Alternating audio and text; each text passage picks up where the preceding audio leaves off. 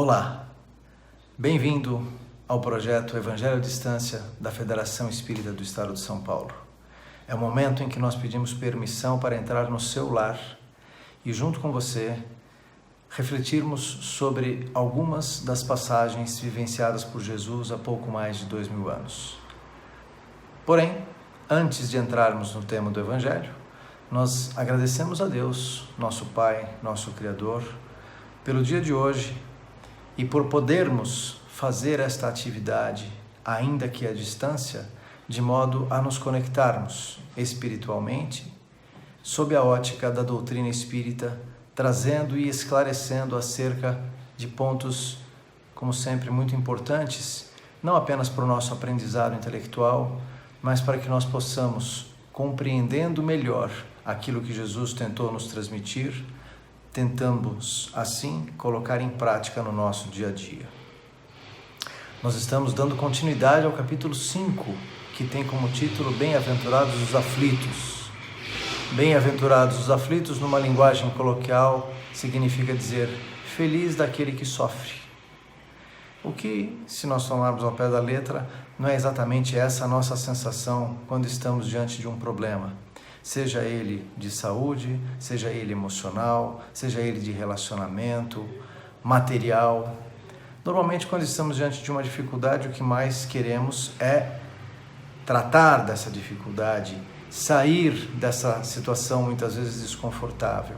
Então, o que Jesus quer dizer, na verdade, é que aquele que consegue enfrentar o problema, enfrentar o desafio, sem perder o equilíbrio, sem perder o controle de si mesmo, seguramente, ao passar por esta experiência, ainda que difícil, certamente nós, quando conseguimos, obviamente, nos sentimos fortalecidos, nós nos sentimos mais competentes para administrar a nossa vida, o nosso lar, as nossas relações, a nossa profissão e tudo aquilo que faz parte do dia a dia de todos nós. E aí a gente pensa no item 5, uma frase bastante forte: a felicidade não é deste mundo. O Espírito que nos traz essa mensagem, ele fala: não obstante a posição social na Terra, todos passam por problemas, todos têm os seus momentos de sofrimento, as suas dificuldades e os seus desafios. Nós sabemos que a Terra é um planeta que naquela escala, naquela graduação que o Livro dos Espíritos nos ensina, está ainda no segundo nível de 1 a 5. Nós estamos na fase das provas e expiações. Ainda temos que trabalhar em nós e, graças à nossa evolução, lenta, paulatina, mas consistente, perseverando nesse trabalho de reforma íntima, nós trabalharemos também pelo ambiente que nos cerca, por aqueles que estão ao nosso lado, por aqueles que participam da nossa vida com maior ou menor frequência, com maior ou menor intimidade. E, consequentemente, a nossa evolução íntima, pessoal, particular, reflete-se no ambiente do qual nós fazemos parte. Ou seja, nós temos esta responsabilidade. Uma vez que nós nos tornamos pessoas melhores, naturalmente nós auxiliamos na melhoria do planeta em que vivemos. A felicidade não é deste mundo. Aí a gente pensa assim: puxa, mas não tenho direito de ser feliz? Não tenho possibilidade de ser feliz? Então a gente para pensar da seguinte maneira: o que é a felicidade?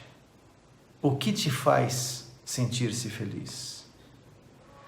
Houve um filósofo 6, 7 séculos antes de Jesus que dizia, numa associação bastante forte, ele falava: o homem que busca a felicidade nos prazeres terrenos assemelha-se ao boi que fica feliz quando come ervilhas.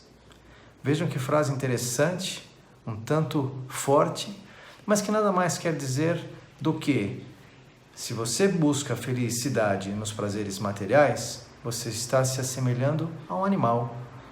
Mas nós, humanos, temos a sensibilidade e a inteligência, temos a capacidade de raciocinar e temos os sentimentos que fazem parte da nossa vida.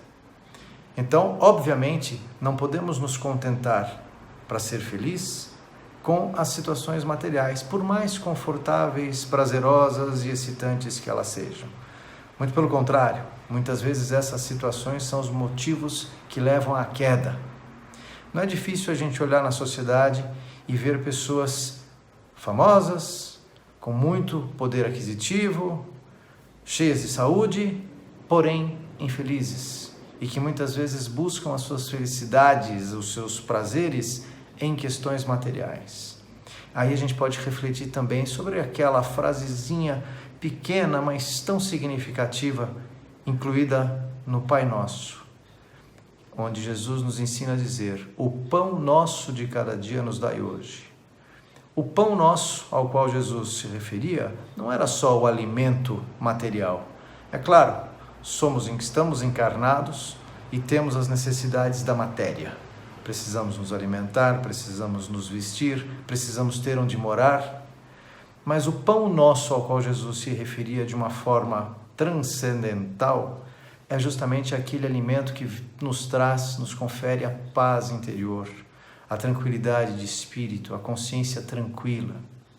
E aí a gente fica mais fácil para a gente entender que nada disso se assemelha às questões materiais. A maioria de vocês provavelmente conhece aquela música: tristeza não tem fim, felicidade sim. É verdade, nós temos mais momentos de dificuldades, de transtornos, de problemas e de desafios do que momentos de calmaria, quando as coisas correm de acordo com a nossa vontade. E que bom que é assim, né? Porque essas são as oportunidades que Deus nos dá para nos aprimorarmos, para crescermos espiritualmente, moralmente.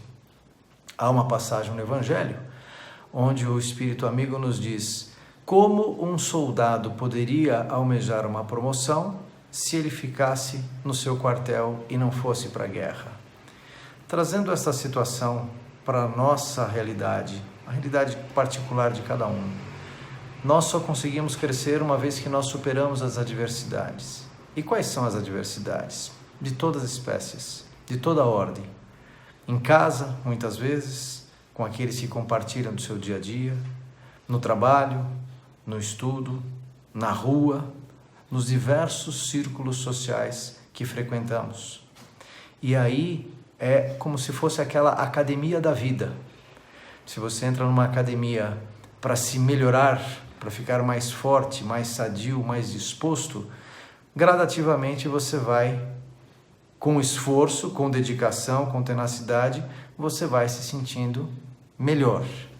É difícil para aquele que é, como se diz na ciência, o indivíduo sedentário, para ele entrar numa academia e começar a fazer esteira, a levantar máquinas e pesos, não é muito agradável.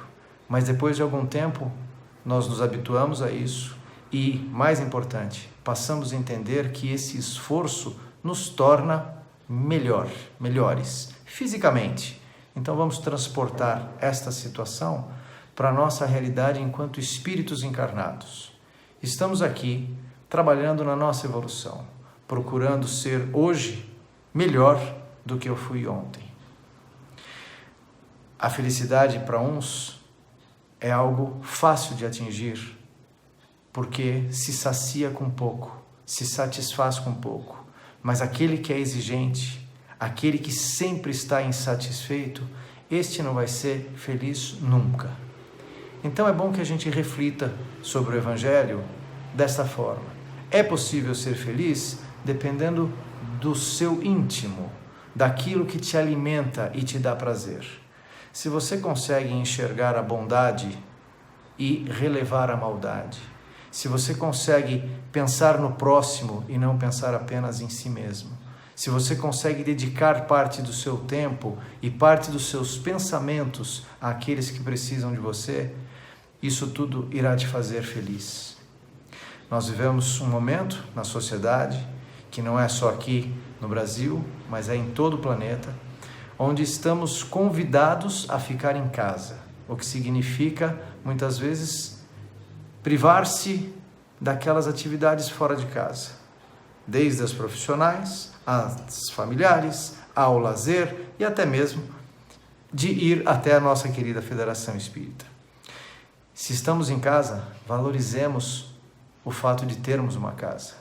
Se você está sozinho, aproveite para se aprimorar naquilo que você faz, aproveite para estudar, para ler, para refletir e para orar. E se você está acompanhado, olhe nos olhos das pessoas que convivem com você, procure conhecê-las melhor, procure doar-se a elas. Veja que cenário interessante. De repente, uma situação perigosa, desagradável, que assola toda a humanidade, faz com que nós, humanos, nos voltemos para dentro de nós mesmos. Deus sabe o que faz. Que nós possamos confiar na espiritualidade que nos ampara, que nos sustenta, que nos alimenta e possamos, sim, buscar a felicidade dentro daquilo que nos é merecida e nos é pertinente. Muita paz a todos e, se Deus quiser, até o próximo Evangelho à Distância.